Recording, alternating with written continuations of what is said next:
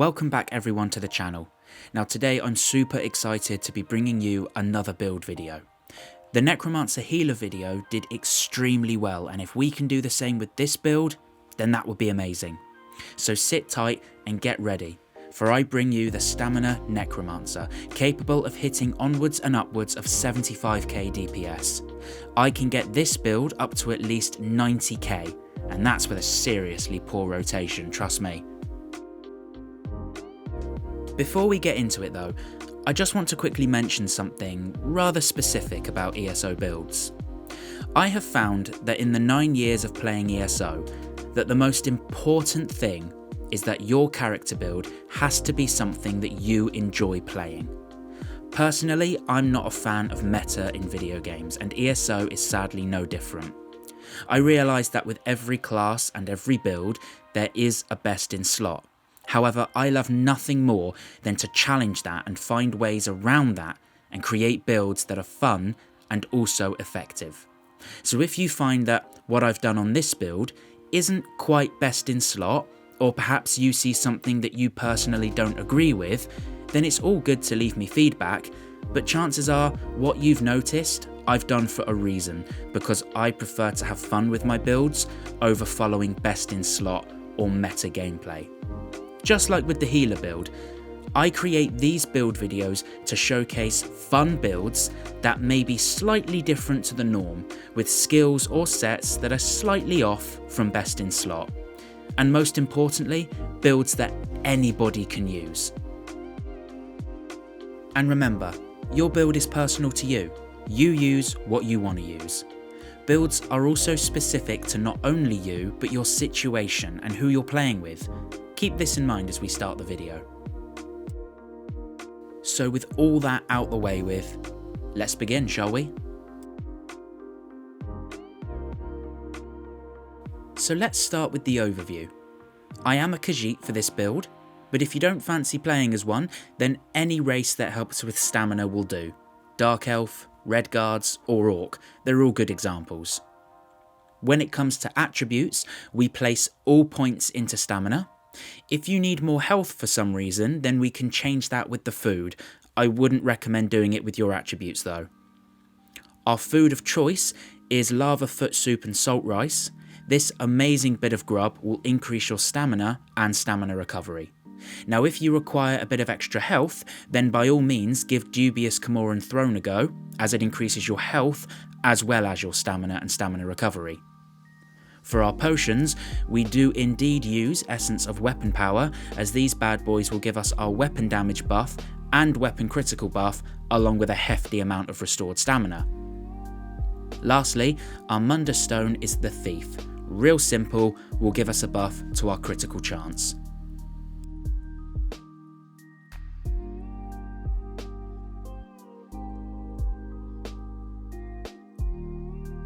Okay, let's talk about skills, actives and passives.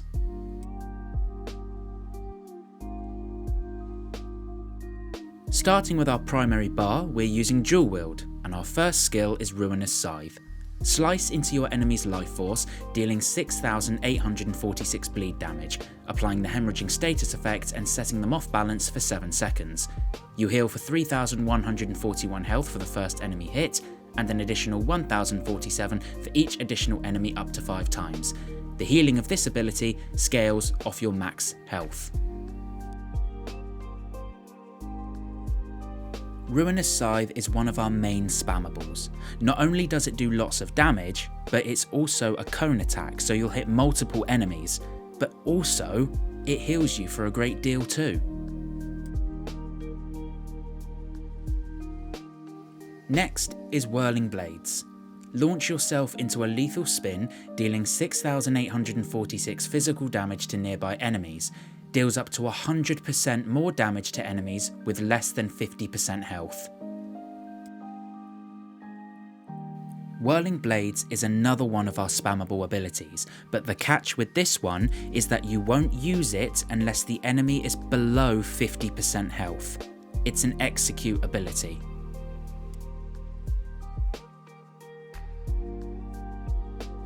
The third skill is the all-powerful Blast Bones. Summon a flaming skeleton from the ground after 2.5 seconds. The skeleton runs after the target and explodes when it gets close to them, dealing 13,694 flame damage to all enemies nearby. Every second the skeleton spends chasing its target increases the damage of the explosion by 10%, up to a maximum of 50% more damage. Creates a corpse on death.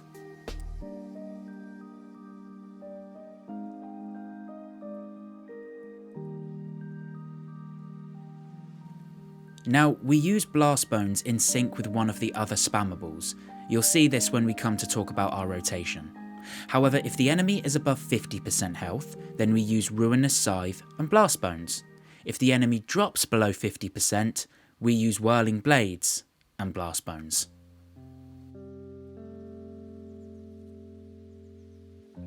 The fourth skill is Detonating Siphon. Violently drain the last spark of life from a corpse, dealing 18,300 disease damage over 20 seconds to all enemies around the corpse and between you and the corpse. When the siphon ends, it causes the corpse to explode, dealing an additional 6,846 disease damage to all enemies around the corpse. While slotted, your damage done is increased by 3%.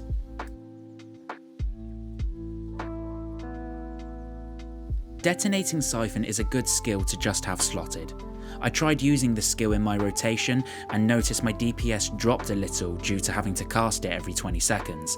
Every time I cast this skill, I had to leave out one spammable skill in order to cast it, but what the spammable skill does in critical damage is what Detonating Siphon does over the course of 20 seconds, so I would just recommend having this slotted for the 3% increase to damage done.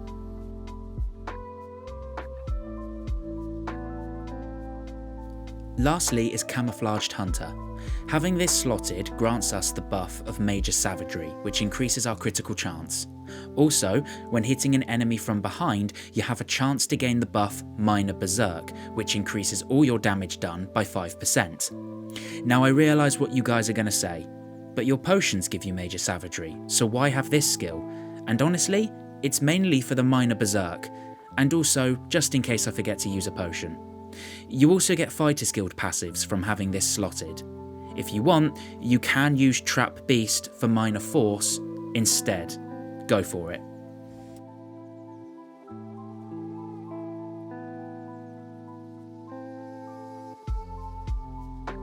Now for our ultimate. We're using Dawnbreaker, or Flawless Dawnbreaker.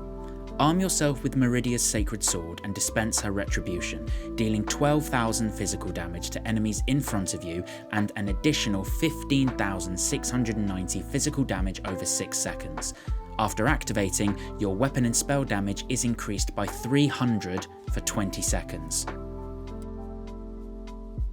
So Dawnbreaker is a good choice for front bar ultimate. It does loads of damage, is super cheap, and also gives you a huge increase to weapon damage, not just in the morph we took, but also via Fighters Guild passives as well.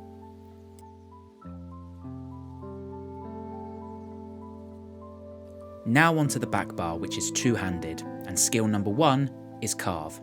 Focus your strength into a mighty swing, dealing 6,254 bleed damage to enemies in front of you and causing them to bleed for an additional 10,326 bleed damage over 12 seconds. Hitting a target that is already bleeding from this ability extends the duration by 10 seconds up to a maximum of 32. You also gain a damage shield that absorbs 5,618 damage for 6 seconds.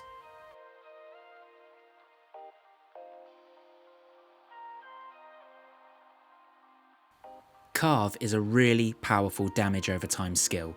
The bleed that gets applied through this skill is very powerful and something we want to keep up as often as we can.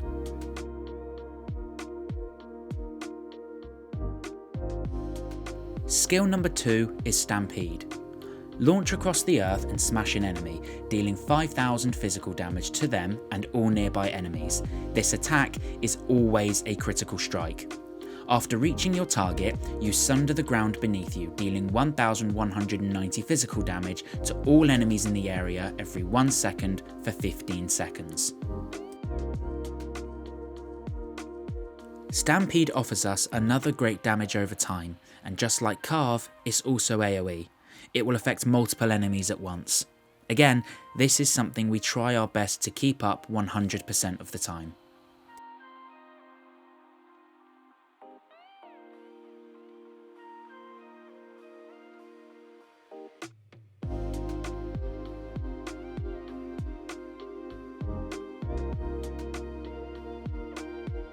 Next is another undead companion, this time Skeletal Archer. Unearth a Skeletal Archer from the dirt to fight by your side for 20 seconds. The archer attacks the closest enemy every 2 seconds, dealing 1,762 physical damage. Each time the archer deals damage, its next attack will do 15% more damage than the previous. Creates a corpse on death.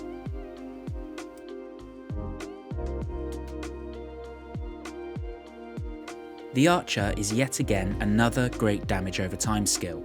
I'm sure you're starting to see a pattern here with our skills on the back bar. This guy will lay down some heavy fire, but is only single target. It's great against bosses.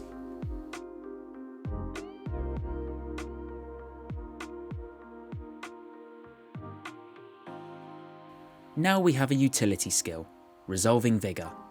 Let loose a battle cry, instilling yourself with resolve and healing for 17,754 health over 5 seconds. After casting, you gain minor resolve, increasing your physical and spell resistance by 2,974 for 20 seconds. Vigour is going to be used as our big burst heal, only to be used in moments of life and death. Ruinous Scythe should keep you in the clear, but you have Vigour as a backup.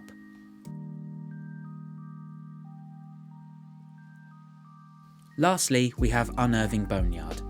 Desecrate the ground at the target location, dealing 11,902 frost damage over 10 seconds and applying major breach to enemies within, reducing their physical and spell resistance by 5,948. Consumes a corpse on cast to deal 30% more damage. An ally standing in the graveyard can activate the Grave Robber synergy, dealing 8,072 frost damage to enemies in the area and healing for the damage done.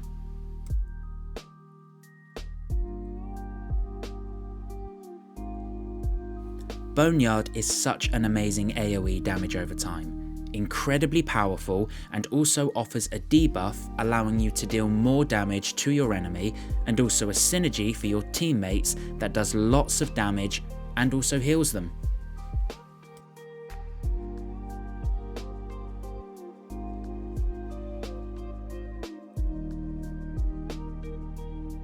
Now for the backbar ultimate, Pestilent Colossus. Unleash a Pestilent Flesh Colossus to pulverise enemies in the area.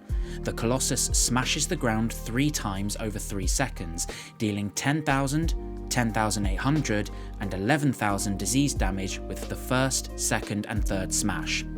Dealing damage applies major vulnerability to enemies hit for 12 seconds, increasing their damage taken by 10%. Now, not only is this ultimate so much fun, but it's great for group utility. Naturally, I would always use Dawnbreaker, as it does more damage, but when in a group, I would recommend the Colossus, as the major vulnerability will help your teammates out too.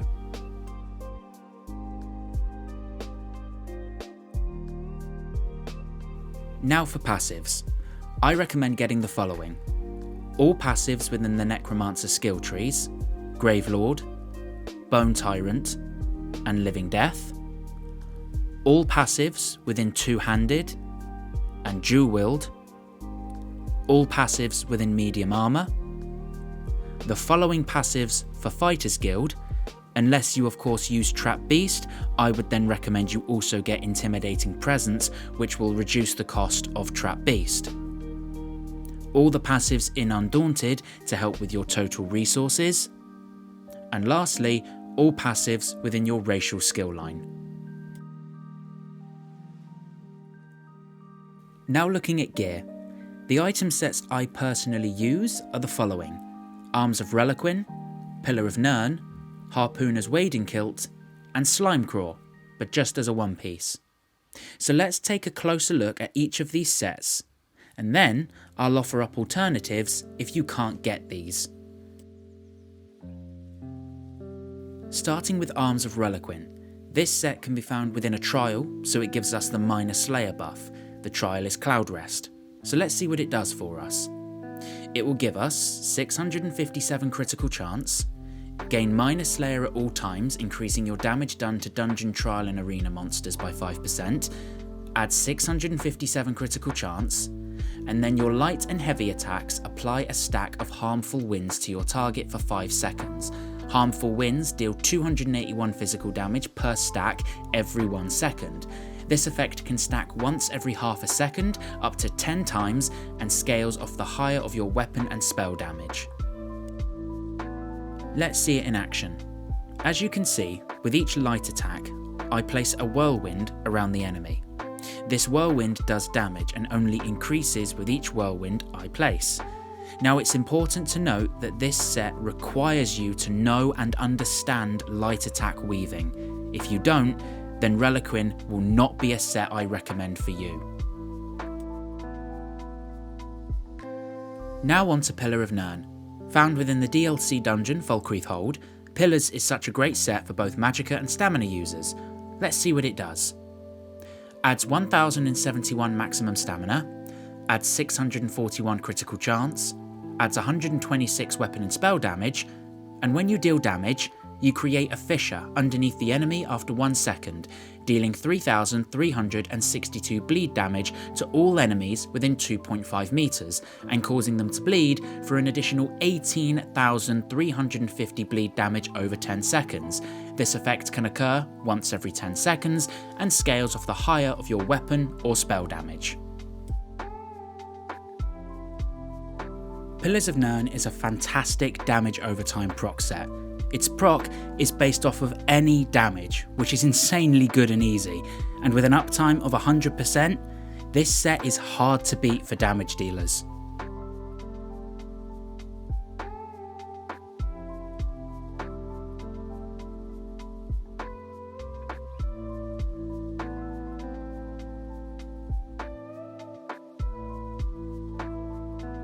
Now onto the mythic Harpooner's Wading Kilt.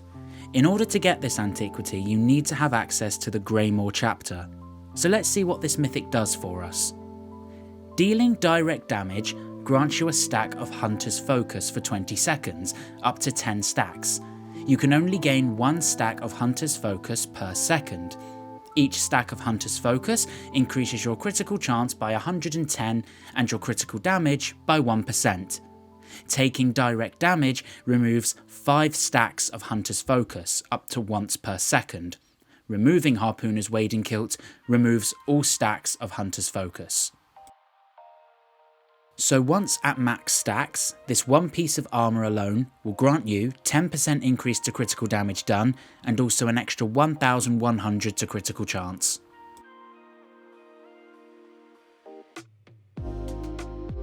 Lastly, we have One Piece Slime Crawl.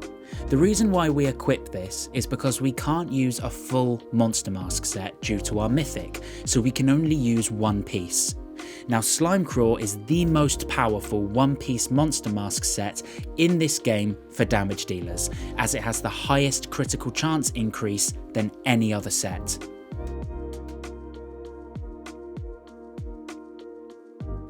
Let's talk about traits and enchantments. For our weapons, we use 2 daggers on the front bar and a greatsword for the back bar. The dual-wield daggers are Nirn-honed with a fire enchantment for the main hand, and a charged trait with a poison enchantment for the offhand. Now if you don't know the Nirn-honed trait for daggers, then don't worry, because Precise will do just as nicely. For the greatsword, we use a weapon and spell damage enchantment with the infused trait to buff that enchantment even more.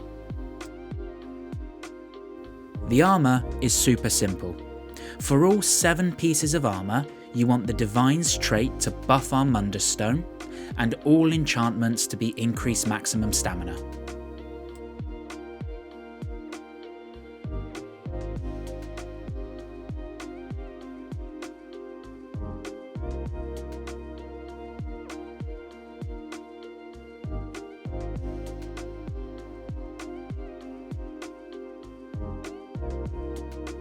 For your jewellery, it's all the same. You ideally want Bloodthirsty for your traits and a weapon damage enchantment for the enchantments.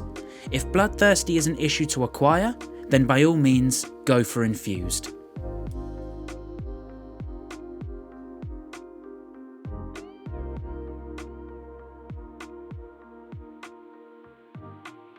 Now I promised I would go through other great alternatives for sets, so here we go. Other great sets are Order's Wrath, which is a super nice all-rounded set that boosts your critical chance and your critical damage, is only 3 traits to craft, but it requires the High Isle chapter to do so. Briarheart, which is a great critical chance set that also boosts your weapon and spell damage and acts as a great heal, but requires the Orsinium DLC. Hunding's Rage is a base game set and is a great all-rounder for weapon damage and weapon critical. Leviathan is a weapon critical based set and can be farmed from Crypt of Hearts. And lastly, Keenraz. It's a fantastic set that grants you permanent Major Berserk, but you'll need to be good at light attack weaving. This set will also require the Flames of Ambition DLC as it's farmed from Black Drake Villa. Can't get the Harpooner's Wading Kilt Mythic? Well, that's not a problem. Let's look at what monster masks you can use. Starting with the best, being Zaan's, this will require you to have access to Scalecaller Peak and to be able to do it on Veteran. Valken Scoria is also a good option and is base game. Try your hand at City of Ash 2 if Scalecaller Peak is too difficult. Failing those 2 options, you have Grothdar, farmed in Vaults of Madness and is probably the easiest to get a hold of.